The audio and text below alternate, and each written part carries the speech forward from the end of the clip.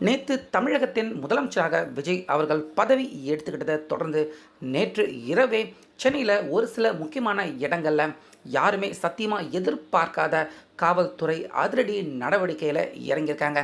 So இதன் காரணமாக பார்த்தீங்கன்னா கிட்டத்தட்ட சென்னை மற்றும் கிடையாது, தமிழ்நாடு முழுக்க ஏறக்குறைய 1500 இருந்து 1600 ரவுடிகள், தேவையில்லாத கட்ட பஞ்சாயத்தில் ஈடுபட்டுக்கிட்டு இருக்கிற ரவுடிகள், இந்த மாதிரி சட்ட ஒழுங்கை சீர்குலைக்கக்கூடிய அபாயகரமான ரவுடிகள் கிட்டத்தட்ட 1000 1500 வரைக்கும் நேற்று ஒரே நாளில் அவங்க எல்லாரையுமே களை எடுத்து பிடுங்கி எறியப்பட்டிருக்கு. ஸோ அந்தளவுக்கு யாரும் எதிர்பார்க்காத அதிரடி நடவடிக்கையை நேற்று இரவு காவல்துறை தமிழ்நாடு முழுக்க நிறைய இடத்துல செஞ்சுருக்காங்க. ஸோ பதவி எடுத்துக்கிட்ட விஜய் அவர்கள் அடுத்தடுத்து ஒரு சில அதிரடியான நடவடிக்கையை விஜய் அவர்கள் தமிழ்நாட்டு அரசியலையுமே முக்கியமாக ஸ்டாலின் அவருக்கு எதிராக செஞ்சுக்கிட்டு இருக்காரு விஜய் அப்படிங்கிறத பார்த்துக்கிட்டு இருக்கோம். இப்போ அடுத்துன்னு மிக முக்கியமாக ஸ்டாலின் அவங்களுடைய கூடாரம், அவங்களுடைய அந்த ஒவ்வொரு செங்கலையாக பிடுங்கி எறிகிற மாதிரியான முக்கியமான வேலையில் விஜய் அவர்கள் இறங்கியிருக்காரு. ஸோ அப்படி நேற்று தமிழ்நாடு முழுக்க முக்கியமாக சென்னையில் என்ன நடந்துச்சு, விஜய் அவர் நடத்தின அந்த ஆப்ரேஷனை பற்றின முழு தகவல் எல்லாத்தையுமே பார்த்துடலாம். ஸோ அதனால் வீடியோவை ஸ்கிப் பண்ணாமலேயே பாருங்கள். நேற்று காலையில் தான் விஜய் அவர்கள் அவர் பதவி எடுத்துக்கிட்டாரு. தமிழ்நாட்டின் முதலமைச்சர் ஆகிய சி ஜோசப் அப்படின்னு சொல்லி பதவி பிரமாணம் செஞ்சுக்கிட்டாரு. ஸோ அப்போது அங்கே பதவி ஏற்றுக்கிட்ட அந்த மேடையிலேயே பார்த்தீங்கன்னா திமுகவை நேரடியாக குற்றம் சாட்டுறாரு விஜய். அதாவது கடந்த 5 ஆண்டாக திமுக அவங்க என்னென்ன செஞ்சுருக்காங்க, ஏன்னா கிட்டத்தட்ட 10 லட்சம் கோடி வரைக்கும் தமிழ்நாட்டின் கடன் பயங்கரமாக அதிகரிச்சிருக்கு.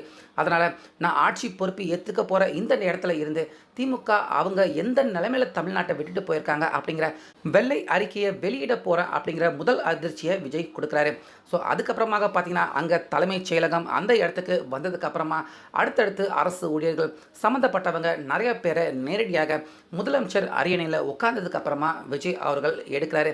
ஸோ அப்போ பார்த்தீங்கன்னா அந்த இடத்துலையுமே அரசு ஊழியர்கள் யார் அரசு ஊழியர்கள் எல்லாருமே இதுவரைக்கும் லஞ்சம், ஊழல் இந்த மாதிரியான விஷயத்தில் ஈடுபட்டிருக்காங்க. ஸோ அந்த மாதிரியான அதிகாரிகள் மேலே நடவடிக்கை எடுக்கப்படாமல் இருக்கிற அந்த ஃபைல், அதிகாரப்பூர்வமான அந்த ஃபைலை விஜய் அவர்கள் கேட்டிருக்காரு. ஸோ இதனால் தமிழ்நாடு முழுக்க இத்தனை நாளாக ஊழலை செஞ்சுக்கிட்டு ஆட்சியில் இருக்கும் அப்படின்னு திமிரா இருக்கிற அரசு ஊழியர்கள் அவங்களுடைய வேலை பறிப்போகிற மாதிரியான அதிரடியான நடவடிக்கையுமே நேற்று விஜய் அவர்கள் இறங்கியிருந்தார். ஸோ அதுக்கப்புறமாக தான் பார்த்தீங்கன்னா நேற்று இரவு, அதாவது ஞாயிற்றுக்கிழமை நேற்று இரவு தமிழ்நாட்டில் நிறைய பேர் பார்த்தீங்கன்னா நிம்மதியாக தூங்கிட்டு இருந்திருப்பாங்க. ஆனால் விஜய் அவர்கள் தமிழ்நாட்டின் சட்ட ஒழுங்கு ரொம்பவே மோசமாக இருக்குது அப்படிங்கிறத உணர்ந்திருக்காரு. முக்கியமாக போதைப் பொருள், கஞ்சா இந்த மாதிரியான கலாச்சாரம் தமிழ்நாட்டில் தலை ஓங்கி மிகப்பெரிய அளவில் விரிச்சு ஆடிக்கிட்டு இருக்கு. முக்கியமாக ஞாயிற்றுக்கிழமை, இந்த மாதிரியான ஞாயிற்றுக்கிழமை இரவுகளில் இந்த மாதிரியான போதைப் பொருள் பயன்படுத்துகிறவங்க நிறைய பேர் இருப்பாங்க, நம்மளே கூட பார்த்துருப்போம். ஸோ அதனால் அவசரமாக பார்த்தீங்கன்னா விஜய் ஞாயிற்றுக்கிழமை தான் பதவி எடுத்துக்கிறாரு. இன்னும் அடுத்த ஞாயிற்றுக்கிழமைனா 7 நாள் ஆகிடும். தமிழ்நாட்டின் சட்ட ஒழுங்கு சீர்கெட்டிடக்கூடாது அப்படின்னு ஞாயிற்றுக்கிழமையில் தான் பார்த்தீங்கன்னா இந்த மாதிரி ஆட்கள் எல்லாமே அதிகமாக வெளியே உலாவுவாங்க. அதனால் நேற்று இரவு அவசரமாக சென்னை புறநகர் பகுதிகளில் தேவையில்லாமல் கத்திக்கிட்டு ஊன்னு குடிச்சிட்டு ஆட்டம் போட்டுக்கிட்டு முக்கியமாக போதைப்பொருள் இந்த மாதிரியெல்லாம் பயன்படுத்திக்கிட்டு சுற்றிக்கிட்டு இருப்பாங்க, ஒரு மாதிரி ரவுடி மாதிரி கெத்தாக சுற்றிக்கிட்டு இருக்கவங்க அவங்க எல்லாரையுமே எந்த ஒரு நிபந்தனையும் இல்லாமல் கைது பண்ணுங்க அப்படிங்கிற உத்தரவை விஜய் அவர்கள் போட்டிருந்திருக்காரு. ஸோ அது மட்டும் கிடையாது, ரவுடிகள் கிட்டத்தட்ட ரவுடிகள் நிறைய பேர் பார்த்தீங்கன்னா திமுக ஆட்சியில் அராஜகமாக அவங்க சுற்றுவாங்க. தப்பே பண்ணியிருந்தாலும் காவல்துறை அவங்க மேலே எந்த நடவடிக்கையும் எடுக்க மாட்டாங்க, எஃப்ஐஆர் கூட ஃபைல் பண்ண மாட்டாங்க. அப்படியே எஃப்ஐஆர் ஃபைல் பண்ணியிருந்தாலும் அவங்க யாரையுமே கைதும் செய்ய மாட்டாங்க தமிழக அரசு. ஸோ அப்படி வழக்கு பதிவு செய்யப்பட்டு கைது பண்ணாமல் எத்தனை பேரை விட்டுருக்கீங்க அப்படிங்கிற அந்த ஃபைல் டீட்டெயில் விவரத்தையுமே விஜய் அவர்கள் நேற்று வாங்கி பார்த்துருக்காரு. அதில் பார்த்தீங்கன்னா சென்னையில் மட்டுமே கிட்டத்தட்ட 1000க்கும் அதிகமான பேர், தமிழ்நாடு முழுக்க 1500 இல்லைனா 600 அந்த அளவுக்கு அதிகப்படியான நபர்கள் பார்த்தீங்கன்னா வழக்கு பதிவு செய்யப்பட்டு அதுக்கப்புறமா அவங்கள கைதும் பண்ண முடியாமல் போலீஸார்கள் இருந்திருக்காங்க. அதனால் அப்படிப்பட்ட அந்த ரவுடிகள் எல்லாரையுமே உடனடியாக கைது பண்ணுங்க, கைது நடவடிக்கை எடுங்க. இன்னும் ஒரு வாரத்துக்கு உள்ள அந்த எஃப்ஐஆரில் இருக்கிற எல்லாரையுமே கைது செய்யப்பட்டிருக்கணும், வழக்கு தொடரப்பட்டிருக்கணும் அப்படின்னு இந்த அதிரடியான முடிவுமே பார்த்தீங்கன்னா நேற்று விஜய் அவர்கள் எடுத்திருக்காரு. ஸோ இதன் காரணமாக ஃபஸ்ட்டு முதற்கட்டமாக தமிழ்நாடு முழுக்க போதைப்பொருள் எங்கெங்கெல்லாம் பயன்படுத்தி யாரெல்லாம் விற்கிறாங்க, யாரெல்லாம் இதில் சம்மந்தப்பட்டிருக்காங்க அப்படின்னு நேற்று இரவு அதிரடியான சோதனை நடவடிக்கை, கைது இந்த மாதிரியான சம்பவங்கள் சென்னையில் மட்டும் இல்லாமல் தமிழ்நாடு முழுக்க பரவலாக நிறைய இடத்துல நடந்திருக்கு அப்படின்னு சொல்லப்படுது.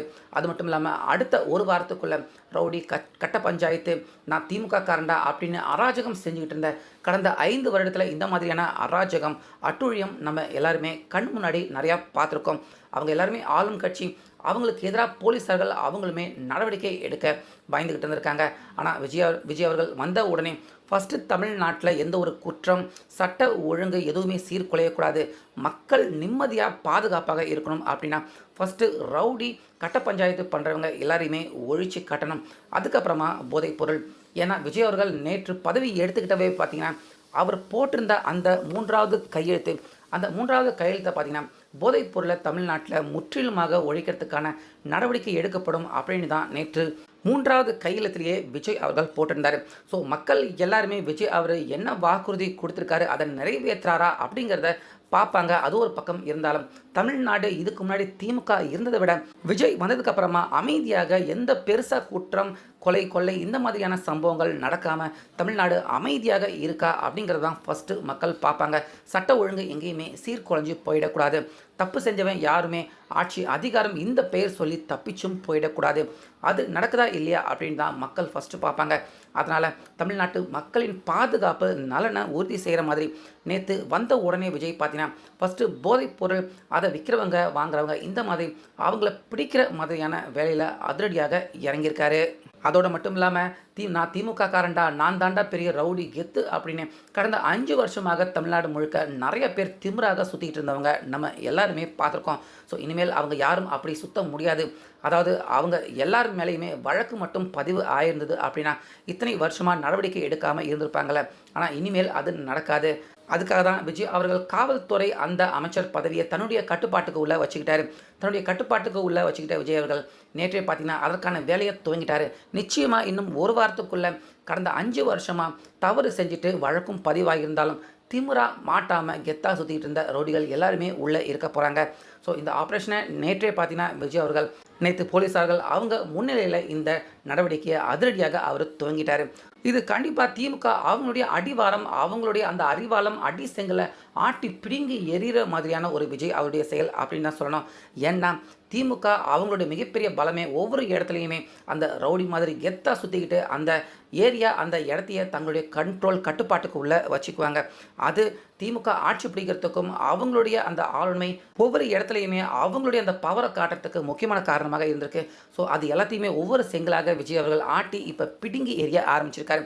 ஸோ இதனால் திமுகவில் இருந்த மிகப்பெரிய தலைகள், மிகப்பெரிய வேலை செய்யக்கூடிய நபர்கள் எல்லாருமே அடுத்தடுத்து உள்ளே போக போகிறாங்க. தமிழ்நாடு இனிமேல் பார்த்தீங்கன்னா பெரிய குற்றங்கள், பெரிய சம்பவங்கள் இந்த மாதிரி எதுவும் நடக்காமல் போதைப் பொருள் இந்த மாதிரியான சம்பவங்கள், விஷயங்கள் எல்லாமே ஒழிஞ்சு நிச்சயமாக தமிழ்நாடு அமைதியாக இருக்கும் அப்படின்னு விஜய் அவர்கள் முதல் நாள்லேயே அதிரடி நடவடிக்கை எடுத்துட்டதால இன்னும் சில நாட்களில் அமைதியான மாநிலமாக நிச்சயமாக தமிழ்நாடு இருக்கும் அப்படின்னு நம்பலாம். ஸோ விஜய் அவருடைய இந்த அதிரடி அதிர்ச்சி நடவடிக்கையை பற்றி உங்கள் கருத்தை சொல்லுங்கள்.